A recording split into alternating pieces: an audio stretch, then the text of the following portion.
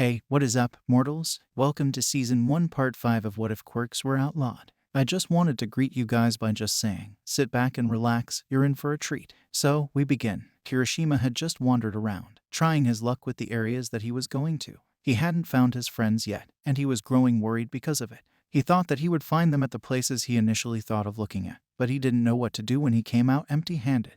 There was one other place he could think of, but both him and his friends knew that nothing good came their way from that place. The black-haired teen was discouraged at that point, knowing that he wouldn't be able to do this on his own. He needed help, and he could only think of asking the vigilante group for it. That was when he heard a pained scream come from an abandoned building, and his curiosity got the better of him. That led him to his current situation, standing in front of the same two vigilantes that he knew, after punching away what looked to be an AQTF agent. The black-haired teen looked at the two vigilantes in silence, until Bakugo spoke up. "What the hell are you doing here, you petty criminal?" the blonde said, sounding quite aggressive. Kirishima got annoyed upon hearing this, as he responded by saying, "Is that how you talk to the guy who just saved your sorry ass?" With a similar amount of anger, Bakugo looked at his savior, annoyingly, as he answered, "I never asked for your help," just as aggressively as before. Kirishima's annoyance seemed to rise hand in hand with Bakugo's, as he then said, "Yet you so desperately need it." Bakugo got more angry upon hearing Kirishima's comment, and the two proceeded to argue with no regard towards anything else. Midoriya slowly got up and watched the two with confusion written all over his face, until he noticed that Night Eye was getting up on the other side of the room.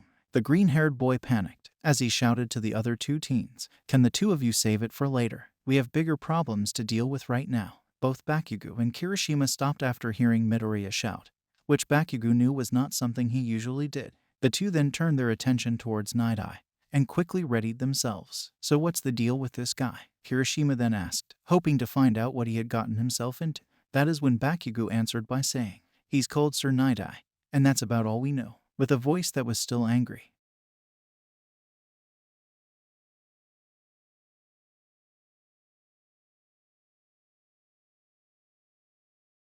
"Be careful, he's fast, and he appears to have incredible reflexes," the green-haired boy said, a little nervously, as he held up a small knife. This answer helped Kirishima a lot more, because now he at least had an idea of what they were dealing with. It didn't make it ideal, but it was better than nothing. The black-haired teen watched as the individual called Night Eye slowly got up to his feet once more, before carefully analyzing the trio that was in front of him. He then looked directly at Kirishima, quite curiously, before speaking. "You seem to be well acquainted with these two. Perhaps you'll give me the answers that they refuse to give. Can you perhaps tell me about their involvement with Endeavor's recent defeat?" the man said, sounding cold and intimidating. Kirishima finally knew why his two companions were being targeted. It was for saving him. It made him feel a little guilty to be the cause of their problems right now, but he was a little too angry to let it affect him. The way Night Eye spoke had pissed him off, for it sounded like he was defending Endeavor. "Yeah, I'll tell you about their damned involvement. These two saved my life when Endeavor was hellbent on beating me to death," Kirishima shouted angrily,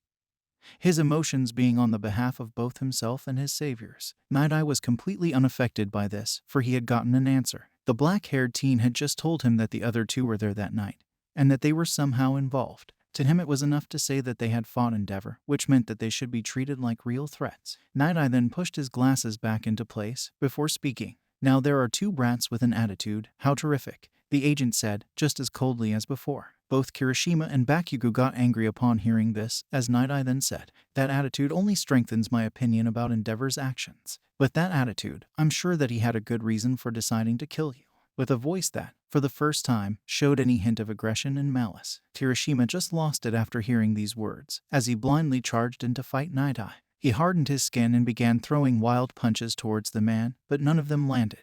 Night Eye just kept avoiding every single attack like he could see it coming, until he countered. He pulled a weird object that looked like a paperweight out of his pocket, before using it to punch Kirishima in the face. The black-haired teen staggered backwards in pain, before charging in once more. Night Eye looked unaffected, as he knocked the teen back once again. The agent was about to follow up with another attack on the teen, but immediately stopped when Midoriya tried to attack him from behind. He dodged and knocked Midoriya back, before doing the same to the blonde that charged immediately after. Kirishima was stunned after seeing this, for he didn't know how it was possible. How was Night Eye capable of avoiding attacks that he clearly didn't see? The black-haired teen tried to answer this question, but stopped himself when seeing that Night Eye was about to charge at Midoriya.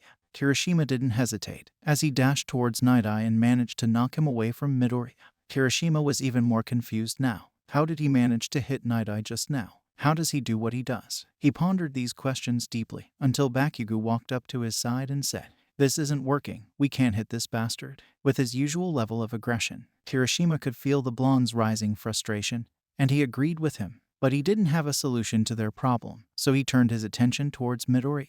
The green-haired boy looked nervous, as always, but he was thinking. It looked like he was carefully going over everything that Night Eye had done up until now, and was actively looking for a way to turn the tide in their favor. That is when Midoriya's expression landed on the floodlight, and he got an idea. It's like he can see all of our moves before we do them, and that's terrifying. His vision is his greatest strength, but if we stop playing by his rules, it can become his weakness. The green-haired boy then said, as he slowly stood himself up next to the other two teens. Both Bakugo and Kirishima looked at Midoriya in confusion, until the green-haired boy pointed towards the floodlight that was behind Night Eye. The other two teens finally understood what Midoriya was trying to say, and they liked the plan. They readied themselves before charging in once more. Kirishima started by throwing a punch, which Night Eye smoothly avoided. Then Bakugo readied one of his explosions.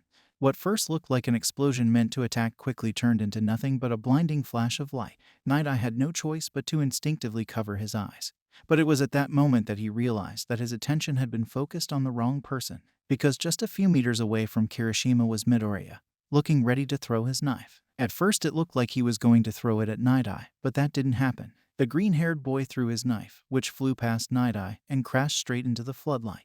The light broke, and the entire room was filled with darkness. Night Eye managed to recover his eyes a few seconds after the floodlight had been destroyed, and he could no longer see the vigilantes. He knew that they were still in the room, hiding in a dark corner or behind one of the many pillars. He just didn't know where. The room was almost completely dark, only faintly lit up by the little light that seeped in through the few windows. Midoriya, Bakugo, and Kirishima had been quick to run for cover after the light broke. The trio was hiding behind one of the pillars, breathing as silently as possible to make sure that Night Eye wouldn't find them. They had two options now. They could test their luck with fighting Night Eye like this, but that assumed that Night Eye was just as blind as they were. Or they could try and run away. But deep down they all knew that Night Eye wouldn't let that happen without a fight. This ultimately left them with only one option: take out Night Eye and then run away. "You blinded me. Then you took out the only light source in the room so that I wouldn't see you anymore. Perhaps I ought to give you more credit than I initially did.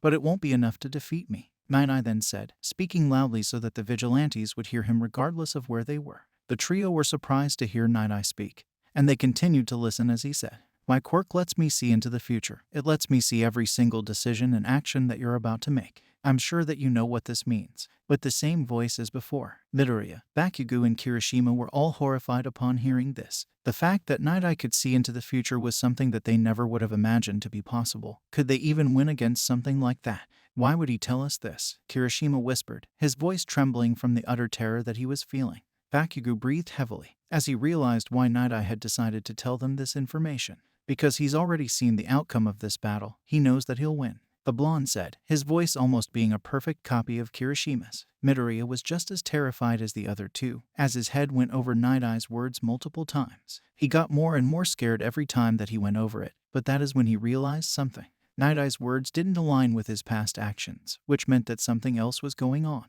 "No, that's not why he told us that. It's because he doesn't know the outcome.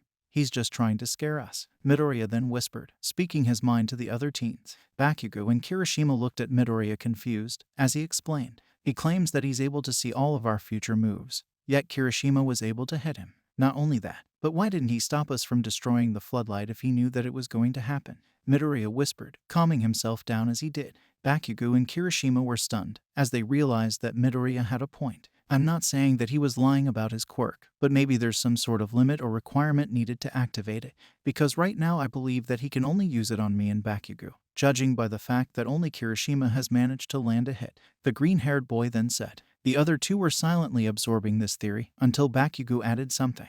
"Eye contact. When we were tied up he held our shoulders while locking eyes with us. Maybe that's how activates his quirk," the blonde said, sounding much calmer than he usually did. Midoriya looked at Bakugo before nodding in acceptance of this new theory. Kirishima, however, wasn't entirely sure. "How can you be so sure that he can't see my moves? Didn't you see how he avoided my initial flurry of attacks?" the black-haired teen said, being careful about the volume of his voice. Kirishima's worry was a valid one, but Bakugo was quick to shoot it down. He wasn't using his quirk on you, he was just observing and predicting your moves. Even I could do that, especially if my opponent is a raging moron who attacks without thinking. The blonde said, this time sounding a little more aggressive. Kirishima was about to get angry about what Bakugo said, but stopped when he realized that it was true. Anyone could technically predict their opponent's moves. They just needed to be observant. This also meant that Night Eye was far more calculative than he first thought. He quickly realized that Kirishima was easily aggravated.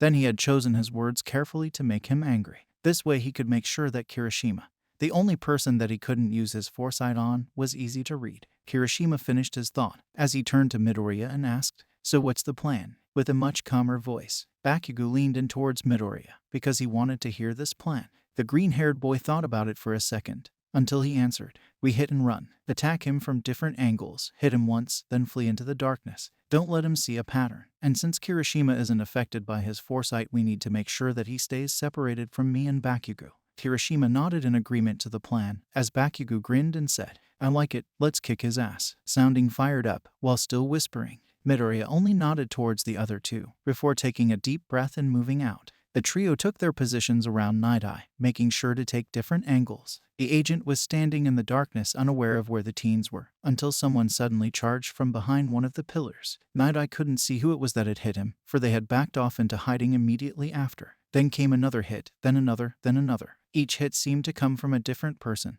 always from a different angle, and Night Eye was slowly being withered down with each one. The young vigilantes were not a group to be taken lightly, but there was a major flaw with their strategy. It looked to be random at first, but he managed to figure it out eventually. There was a pattern, and Night Eye now knew where the next attack was coming from. He stood himself up and patiently waited for the attack to come. Then it finally came from behind him, and Night Eye didn't waste any time.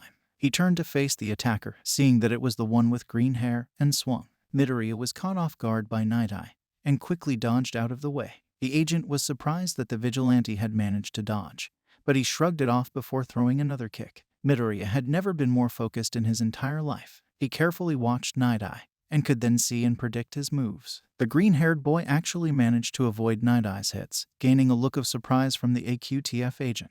This didn't last, however, for the green-haired boy was unable to avoid more than just 4 hits. Night Eye grabbed Midoriya by the arm, holding him down with no hope of escaping. He then pulled out more of his ridiculously heavy paperweights, holding them between his fingers like a makeshift brass knuckle. Midoriya could see where this lethal attack was headed, and used his free arm to shield his head. Night Eye beat him over the arm twice, sending nasty cracks as the shock still went into Midoriya's skull. He then stopped aiming towards the head, and proceeded to bombard the green-haired boy in the ribcage. Midoriya was overwhelmed with pain, as he could both feel and hear his ribs cracking and breaking apart. The pain was so great that he began to lose consciousness, but Night Eye still kept going with his mutilation. Midoriya, a voice then shouted furiously, before Night Eye was knocked away and into a wall. Midoriya fell to the ground, and through his now blurry vision, he could barely see that the person that had shouted was a furious Kirishima. The black-haired teen ran up to the staggered Night Eye and began to beat him down. He was enraged after seeing Midoriya almost get killed, and that fueled his flurry of attacks. Night Eye had been staggered and couldn't dodge, which made him a victim of Kirishima's wrath. The teen continued his beatdown, growing more violent and animalistic with each punch, even after his opponent stopped moving. But he was stopped from continuing any further when Bakugo pulled him away and shouted, "Stop it, you crook. You're killing him," with a voice that hinted at concern. Kirishima stopped as soon as he heard these words, and was horrified by what he had done. Night Eye's face had almost been beaten beyond recognition, bloody and broken. He was still breathing, but he still could have fooled people into thinking that he was dead. Kirishima was horrified by this. He hated the AQTF, but he never wished to kill any of them. But now he had done exactly what Endeavor had done to him, and he couldn't help but think that he was no better than that flaming bastard.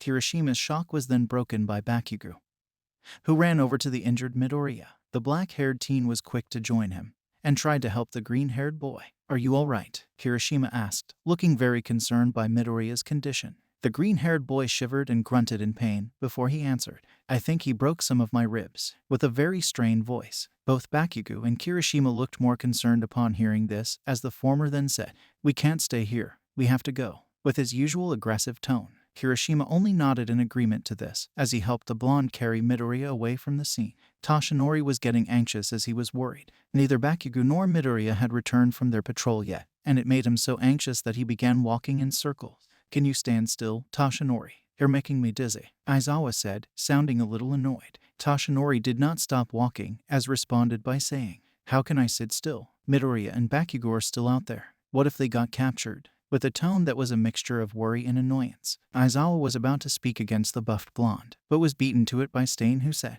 you worry too much, you blonde fool. Those brats aren't some kids in constant need of supervision. They're smart, strong, and dare I even say impressive? With a strong voice, Toshinori finally stopped walking back and forth as he stared at the red-clad vigilante. Stain looked back at the blonde man, grinning, as he then said, I guarantee you this, at any moment now they're going to walk through that door, safe and sound, like nothing was wrong.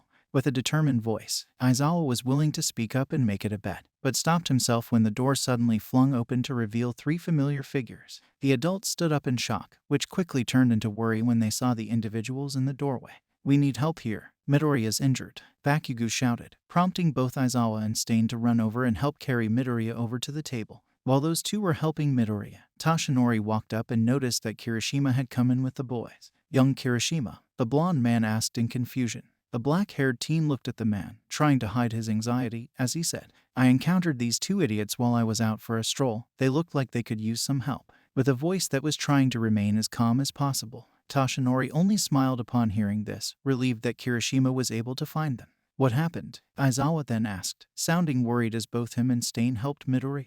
Some AQTF bastard called Night Eye tried to capture us, Bakugo then said, slowly returning to usual demeanor. Both Aizawa and Stain looked shocked upon hearing this, as they slowly looked over towards Toshinori. The teens noticed this and wondered what it was all about, but they didn't get to ask about it before Toshinori spoke. Well, I'm glad that you're all okay. Have you found your friends yet? The blonde man said, pointing the second half of his statement to Kirishima. The black-haired teen looked down into the ground, as he answered by saying, actually, I came looking for you regarding that matter. I need your help, and with an uncertain voice, but he stopped himself before he could finish. Toshinori was confused, as he waited for the teen to continue finishing his sentence. Kirishima continued looking down nervously, until he finally finished his sentence. I want to join you, the teen finally said. Everyone in the room was shocked to hear this, for it was something that they hadn't expected. Kirishima tried to ignore their reactions, as he turned towards Midoriya. The green-haired boy had been bandaged up, and was now sitting on the table. Last time we met you offered me to join you. Well, I've thought it over, and I think I'll take you up on that offer, Kirishima said, hoping that Midoriya hadn't forgotten what he said. The green-haired boy smiled upon hearing Kirishima's words, which in turn made him smile. These words made Toshinori smile once again, as he placed his hand on Kirishima's shoulder and said, well, you won't hear any complaints from me. Welcome on board, young Kirishima. With his usual proud voice, Kirishima smiled more upon hearing this, as he saw both Stain and Aizawa nod with a hint of reluctance in their posture. The latter then walked over to his laptop and opened it up, only to be met with shocking news. This is a problem, Aizawa said tiredly. Everyone looked at him confused, as he showed them all the news. It turns out that the events that had transpired earlier that night had been reported. The details about vigilante groups and the AQTF had been left out for the reason of not garnering too much attention. But the most concerning thing was the details of their suspect. The most outstanding details mentioned were those of a teenager with black hair. Everyone looked at it with mixed feelings. It wasn't much to go from, but it was still concerning since they knew that it was Kirishima that they were talking about. The room was silent for a moment, until Bakugo spoke up quite angrily. You damned criminal, do you not know how to keep a low profile? The blonde shouted, showing his anger. Kirishima got annoyed upon hearing this, as he responded by saying, that's rich coming from someone who can't speak without shouting. A little angrily, Bakugo got more angry upon hearing this, as he shouted, what did you say, you damned crook? Which in turn led to Kirishima getting more angry and shouting back, you heard me, you explosive idiot. The two continued like this for a while, until Stain was forced to get between them and stop them from fighting. Both Midoriya and Toshinori watched the exchange with weird expressions, as Midoriya asked, what did I just witness? With a tone that showed pure confusion. The one to answer him was Toshinori, who said, 2 teens in desperate need of anger management, or a game of tennis, but instead of a ball they're throwing angry insults at each other. Or maybe both. With an equally confused voice, Midoriya giggled upon hearing Toshinori's words, which in turn led to the blonde also giggling. Regardless if they need anger management or not, we need to solve the issue of Kirishima having black hair. I think the easiest way to do that is with a mask, Aizawa then said, sounding just as tired as before. Aizawa began to discuss the matter with the others, until Midoriya spoke up after thinking. I have a suggestion. Why don't we just change his hairstyle and hair color? the green-haired boy said, voice still a little strained from his injuries. Everyone looked at him in silence, as they realized that it was probably one of the easier solutions to their problem. Kirishima thought about it for a second, until he said, I like that idea. With a grin, back in the abandoned building, Night Eye still lied beaten and battered. He just woke up from his unconscious state, and he was baffled by what had happened. He had been defeated by a group of teenagers, and some of them even had anger issues. He couldn't help but think that all three of them had potential, especially the one with green hair. He realized the benefits of destroying the floodlights. He probably figured him out and built a strategy, and he was able to predict and avoid some of his attacks. He would have made a great agent of the AQTF, which is why it's a loss to see him on the side of vigilantism. But despite that heavy loss, Night Eye still has won. He primarily came here for information, and he got his hands on a crucial piece. The agent struggled to properly breathe as he gave words to the information that he had obtained. Midoriya, outro. Thank you all for sticking around, and I hope that you enjoyed. Before you leave, we would just like to let you know that We the Celestials has many other channels for your entertainment and viewing purposes. All the information you'll need is right below here in the description, so feel free to check out all the other incredible projects our team creates. Secondly, on behalf of We the Celestials, I'd like to thank everyone involved in the production of today's awesome content. Their details will be in the description below. That's all for today's video, so goodbye and have a divine day.